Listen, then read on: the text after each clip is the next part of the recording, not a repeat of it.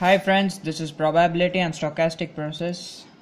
Homework 6, question 2.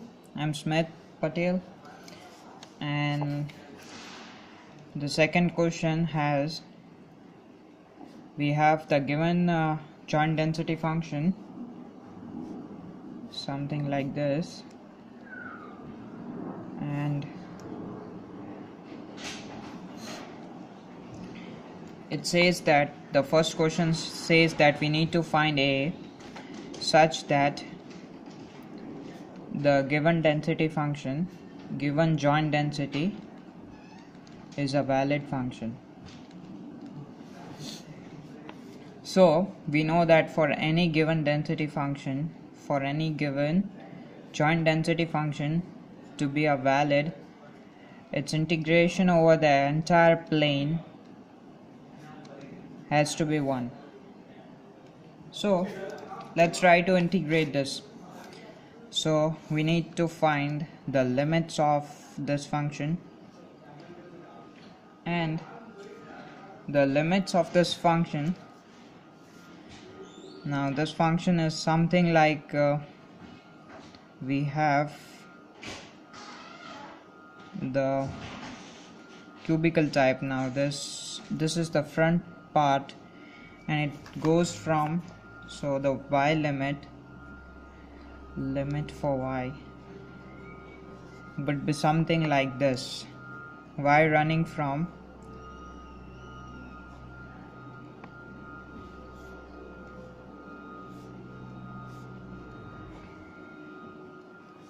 plus 1 minus x square of root to minus root of 1 minus x square. So, and this range is minus 1 to plus 1, so x would be running from minus 1 to 1, x running from minus 1 to plus 1, so x running from plus 1 to minus 1, and y running from minus of root 1 minus x square to plus root of 1 minus x square, and the integration, the function is nothing but a dx dy equals to 1. So first we integrate with respect to y and then with respect to x. So this is x limits, this is the limits for y. So first we try to integrate this entire function. Let's take a common because it's a constant. Integrating with respect to y first, then with respect to x, so dx is equals to 1. So this is nothing but the integration running from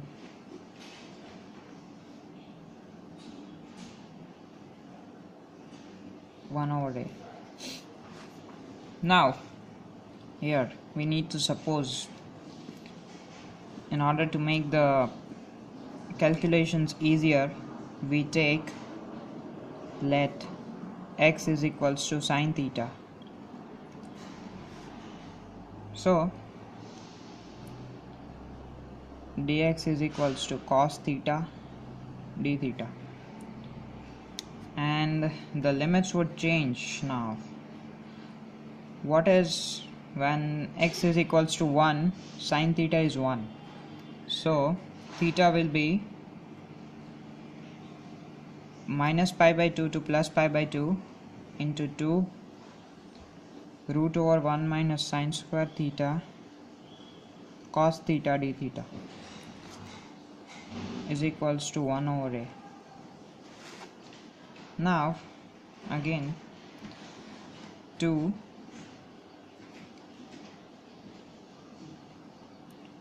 this is nothing but cos theta, this is again cos theta, so cos square theta d theta running from minus pi by 2 to plus pi by 2 is equals to 1 over a.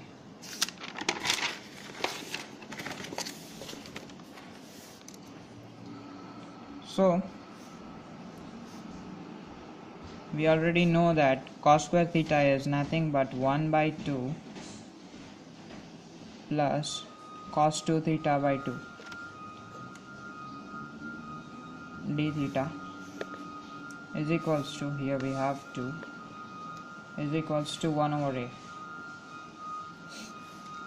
So let's try to integrate this. So this is nothing but 1 by 2 theta. Now 2 and 2 gets common and cancelled out with this 2, so we don't have anything here, so we just have theta plus sine 2 theta by 2, and this limit runs from minus pi by 2 to plus pi by 2 is equals to 1 over a. So plus pi by 2 minus pi by 2 plus sine pi is 0, sine minus pi is also 0, so 0 minus 0 is equals to 1 over a, and pi by 2 plus pi by 2 gives pi, so this is equals to 1 over a, so a is equals to 1 over pi. So we have a value is 1 over pi, so the value of joint density function is something like this. It's nothing but 1 over pi for x square plus y square less than or equal to 1, and is 0 elsewhere. 0 elsewhere. Now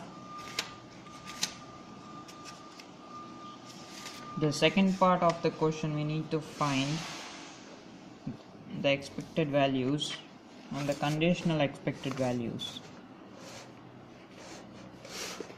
So first, expected value of x. So expected value of x is calculated as plus infinity. It's the integral over the entire plane x into joint density function f of xy dx dy, and we already know the limits and we know the value of a as well this time. So it's running from minus 1 to 1, it's running from minus root over 1 minus x squared to plus 1 over x root of 1 minus x square, and the function we know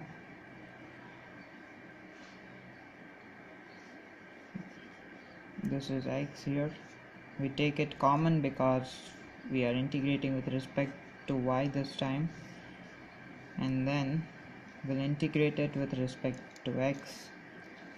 So 1 over pi minus 1 to 1 x 2 times 1 over x squared dx. So this is an odd function. Now x into root over 1 minus x square is an odd function, and so therefore its integral over minus 1 to 1 integral of 2x into root over 1 minus x square dx gives us 0. So therefore the expected value of x is 0. Now we need to find the expected value of x for a given y. So for any given y, we know that the expected value of x is always 0, so this value is also 0. Similarly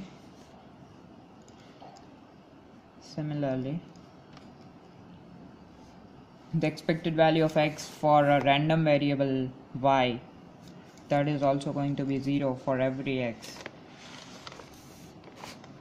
Now expected value of y. Now the joint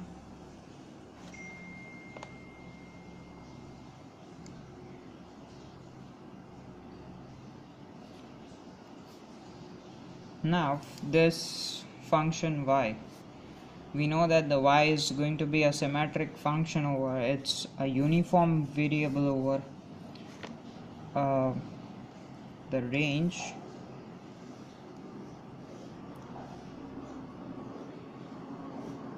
So this is the distribution, I mean the density function of y. Now this is y-axis and this is the function f of y of x.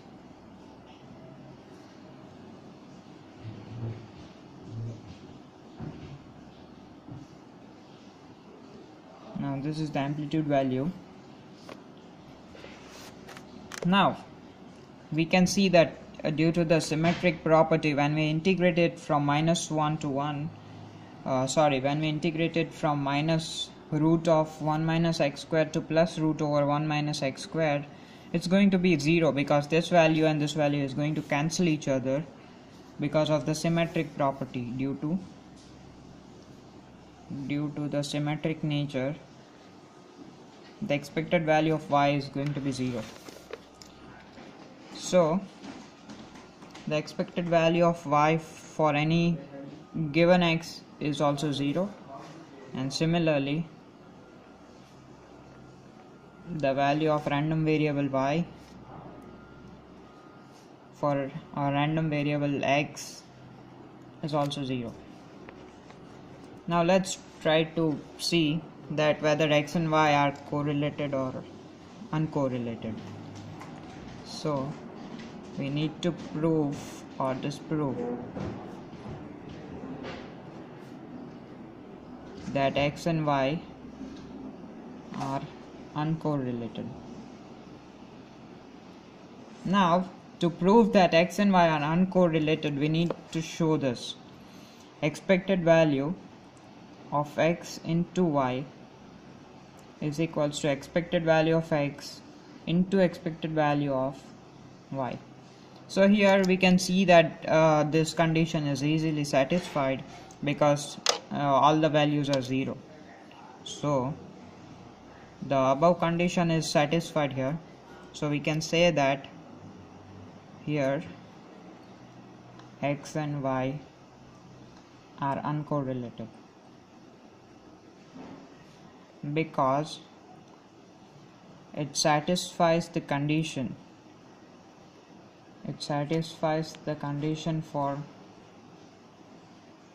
uncorrelation,